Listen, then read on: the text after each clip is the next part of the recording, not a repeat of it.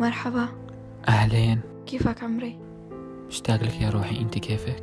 تمام إذا أنت تمام. حبيبي بدي أحكي لك شي بس ما تزعل. خير حبيبتي، شو صاير معك؟ وعدني إنه ما رح تزعل. يا روحي شغلتي بالي، احكي ايش فيه؟ أنا وياك لازم أنت أكيد عم تمزحي. على فكرة أنا ما عم بمزح، عم بحكي جد. أنا اكتشفت إنه ما بحبك وما بدي إياك بحياتي. أوف، بعد كل شي بيننا، كل الحب اللي بيننا، هسا اكتشفتي إنه ما بتحبيني؟ ممكن تمسحني من حياتك؟ ما بقدر، بس ما فيني أرفض لك طلب. بس شكرا على معاملتك إلي، شكرا على قسوتك معي، شكرا على كل وقت اللي قضيناه سوا، شكرا على كل شي. يلا سلام.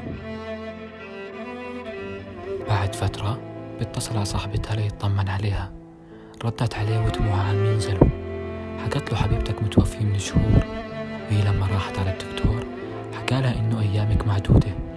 حبيبتك ما حبت تكسر قلبك، حكت لي إنه أول ما يعرف بموتي احكي له هاي الرسالة. أنا ما حبيت غيرك وأنت أحلى شي صار بحياتي، وتمنيت نكون من نصيب بعض ونضل مع بعض طول العمر.